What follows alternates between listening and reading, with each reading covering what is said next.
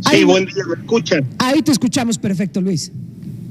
Perfecto. Oye, muy bien. Fíjate que a raíz de que ayer se dio la noticia del cese de Emanuel Ramos como titular de la CEGAM, nosotros nos dimos a la tarea de generar un documento para efecto de, pues, platicar cuáles son los perfiles y las características que debe de tener el titular de la CEGAM. ¿Por qué? Porque mira, vivimos 6 años de la herencia maldita 1.0 en materia ecológica, donde no se hizo nada por el medio ambiente, y llevamos más de 800 días con la herencia maldita ecológica 2.0, y ante el tema de crisis climática no podemos continuar con una situación en la que venga una persona que no tenga la preparación, que no tenga el conocimiento a dirigir algo tan importante como es el medio ambiente. Es decir, requerimos que haya alguien que esté a la altura de las responsabilidades, y sobre todo porque los retos que tenemos en San Luis Potosí, los desafíos son muy altos. Entonces, que venga una persona con una curva de aprendizaje, que venga un contador público como ha sido en las últimas dos administraciones a conocer de medio ambiente y demás, no puede ser. ¿Qué necesitamos? Un científico, un técnico que sepa del medio ambiente, que conozca de la legislación, de los procedimientos, que conozca la Agenda 2030, que conozca el Acuerdo de Escazú y que venga a establecer soluciones. Yo he dicho que es increíble cómo el gobernador es del Partido Verde y no tiene una agenda verde después de 800 días de gobierno, ¿ah? Entonces, el primer reto que tendrá esta persona es generar esa agenda verde, inventariando los conflictos ambientales de San Luis Potosí, de todo el estado, que son muchos. Ahora, hablas, Luis, justamente de estos retos. ¿Cuáles son? ¿En qué situación se encuentra San Luis Potosí? ¿Cuáles son los principales temas de agenda ambiental que hoy tendríamos que tener como prioritarios? Mira, yo creo que el primer reto que tenemos es el que no contamos con la agenda verde. Entonces, bueno, pues hay que generar la agenda verde. El tema del agua es muy grave, la estamos padeciendo, es un tema ya recurrente, y no vemos un liderazgo ambiental en San Luis Potosí a fin de ponerle una solución clara, con objetivos, con cronograma, con acciones, con competencias. Otro problema que nosotros vemos, y es otro de los retos y desafíos, es la conservación de los ecosistemas. Tenemos problemáticas como en Sierra de San Miguelito y Sierra de Álvarez, que si bien es cierto, son de competencia federal, la competencia estatal influye mucho, pero también lo que pasa en la Huasteca Potosina, que también ahí hay un tema de cambio climático y de agua. Creo que también uno de los retos es la motivación de energías renovables. Si tú recuerdas, logramos en el Congreso que el derecho humano a la energía renovable estuviera en la Constitución, pero ha faltado materializarlo. Otro tema que tiene que ver con medio ambiente es la movilidad. Bueno, la zona metropolitana de San Luis Potosí tiene un grave problema de movilidad y no se le ha querido entrar desde un punto de vista ambiental. Igual desde un punto de vista ecológico es el tema del desarrollo urbano. Sabemos que hay una anarquía en muchos de los grandes municipios de San Luis Potosí en lo que se requiere al desarrollo urbano, y esto no se ha tomado en cuenta. Y te pongo otra, no tenemos código ecológico en San Luis Potosí, no hay un ordenamiento ecológico en San Luis Potosí. Esta es una gran omisión por parte del Estado, y una que para mí es vital y es un gran reto, y no, el Estado no le ha querido tampoco entrar y no le ha encontrado la forma y el gusto, es la educación ambiental. Necesitamos una conciencia ambiental, que todos los ciudadanos estemos con esa dinámica, con esa inercia del cuidado del medio ambiente, y pues bueno, al día de hoy no hay ninguna campaña al respecto. Yo creo que son los principales retos que tenemos. Ahora, Luis, justamente este cambio en la Secretaría de Ecología y Gestión Ambiental se da en medio de la transición de Tanque Tenorio, cuando creo que la Secretaría de Ecología y Gestión Ambiental tendría que ser una voz cantante en revisar a qué empresa se le va a asignar la operación de Tanque Tenorio y si cumple o no con las condiciones y con las características para la operación de una planta de tratamiento. Justo en este momento se está dando esta transición. ¿Cómo está hoy Tanque Tenorio? Fíjate que ese es otro gran tema y es otro gran reto, porque La operación del tanque Tenorio, como lo hemos platicado, de acuerdo, pues bueno, a las estadísticas, a las notas y demás, no generaba tema, no generaba preocupación. Claro. Sabemos que si el tanque Tenorio no opera correctamente, va a originar un lío ambiental que, bueno, creo yo no necesitábamos. Pero independientemente de ello, para darle vuelta a la página, creo que la SEGAM tiene que ser un protagonista en todo ese proceso, porque si falla la CEA y el gobierno del estado en la asignación o en la operación del tanque Tenorio, nos va a originar de verdad conflicto ambiental en toda la ciudad. No solamente sí, claro, es en la zona donde está el tanque Tenorio, sino todo lo que ayuda para la población. Tú sabes que todos los desechos van para allá y entonces eso hay que tratarlo. Y además la utilidad industrial y agrícola que tiene el agua que ahí se trata. Entonces, efectivamente, tenemos ahí un problema, fíjate. Y otro problema, y los venía escuchando, es el tema del impuesto ambiental. Claro. Fue increíble cómo la SEGAM tuvo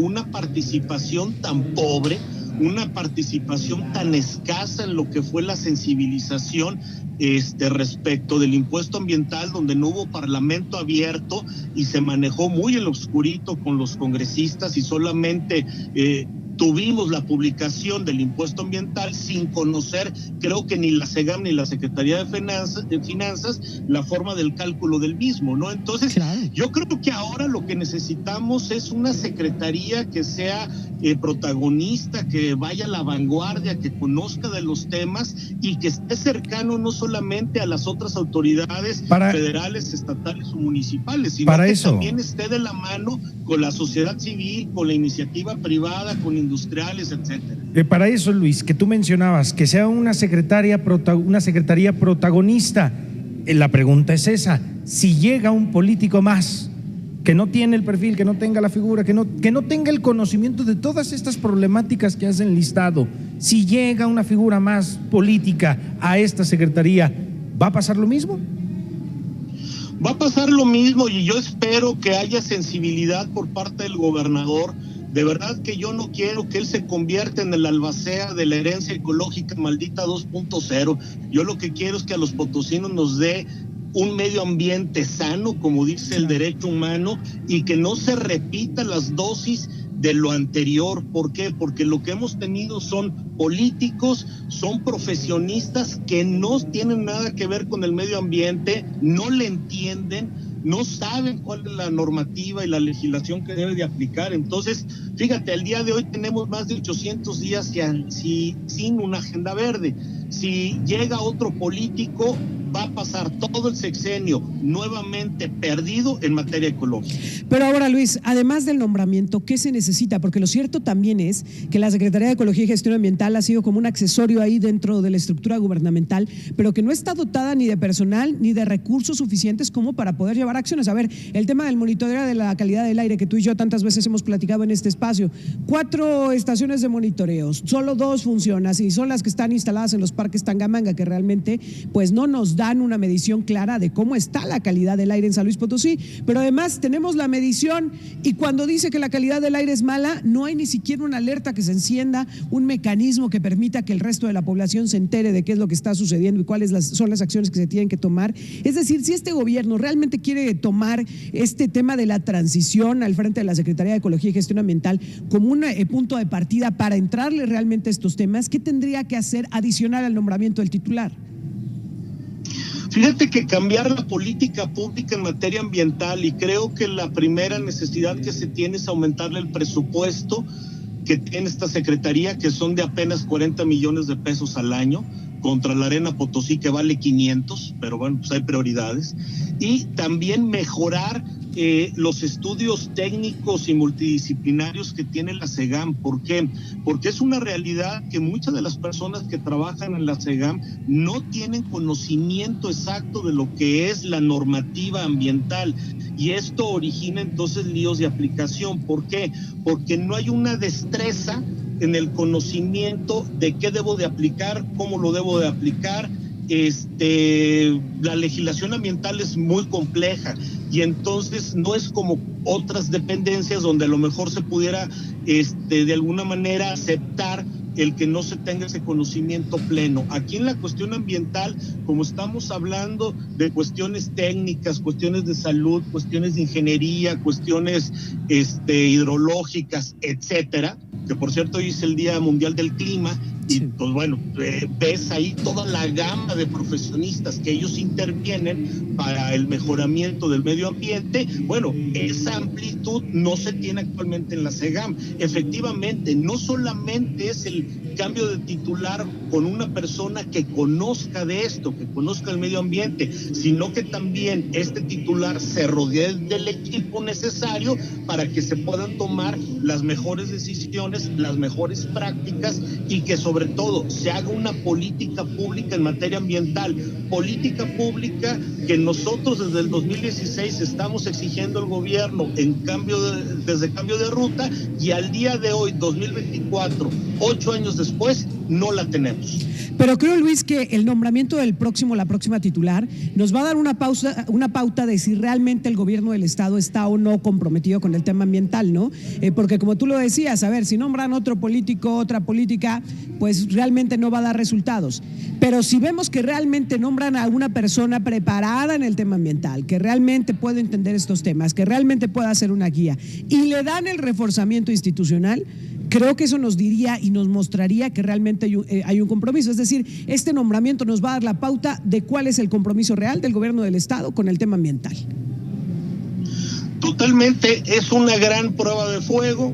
Lo primero que debía ocurrir, qué bueno que ya ocurrió, que era la salida de Manuel Ramos, que no sabía del tema, no le interesaba, nunca mostró un genuino conocimiento, un genuino interés y apoyo al medio ambiente. Eso ya ocurrió, qué bueno. Lo segundo es que efectivamente el gobierno del Estado tenga el tino, tenga la sensibilidad, tenga el interés de nombrar a un profesional altamente cualificado en el tema del medio ambiente. Si nos nombran un político, ya sabemos cómo va a cerrar el sexenio, con un desastre ambiental como se está viviendo al día de hoy.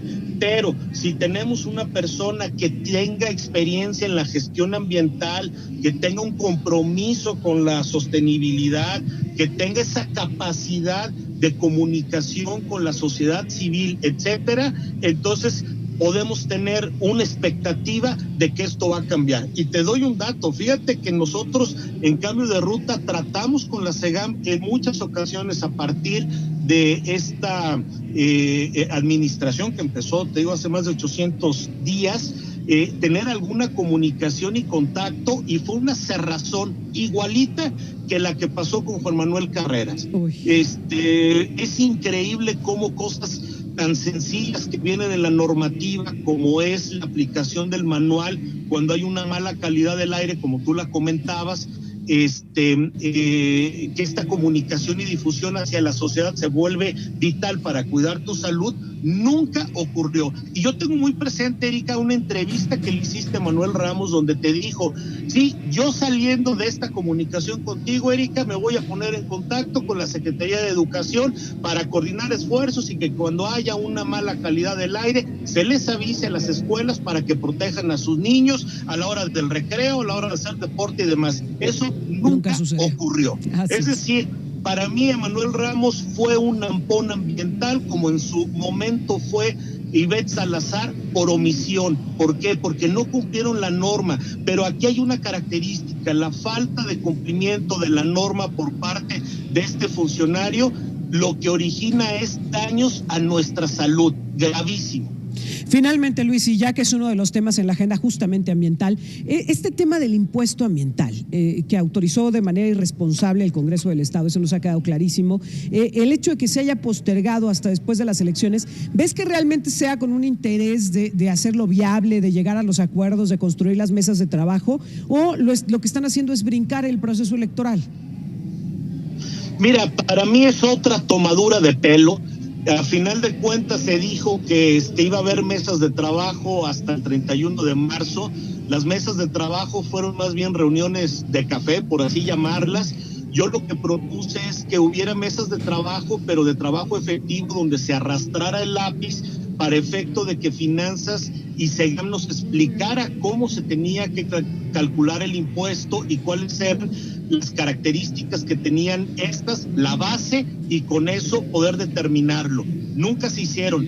Propuse también que las mesas fueran por sectores, es decir, no es lo mismo un comerciante que un restaurantero, que un industrial, que un ladrillero, etcétera, ¿no? Claro. Y entonces tampoco se quisieron hacer.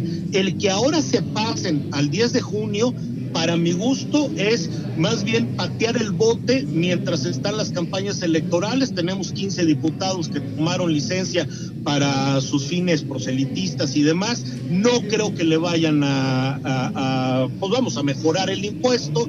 Si los que lo aprobaron inicialmente con datos e información, lo que digo entre comillas, lo hicieron así, pues imagínate los que llegaron suplentes, yo creo que ni le van a entender al tema. No es un tema fácil.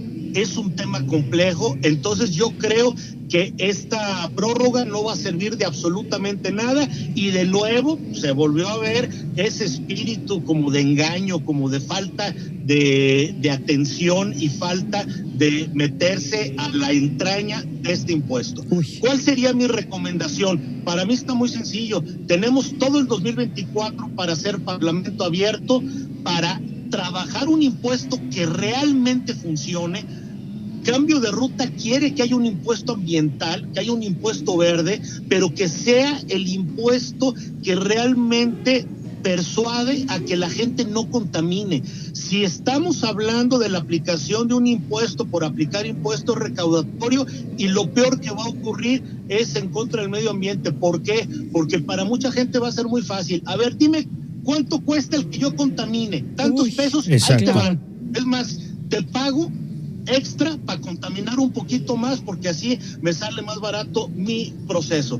El impuesto ambiental debe de persuadir, el impuesto ambiental debe de motivar el que se utilicen mejores prácticas, energías renovables, etcétera. Entonces, pues ojalá haya conciencia en los congresistas y mejor lo prorroguen al 2025 y que se haga como debe de ser. Claro, que se haga de manera correcta y de forma que funcione. Luis, como siempre, un gusto platicar contigo. Muchas gracias. Gracias a ustedes, estoy a la orden y buen día. Muy buenos días.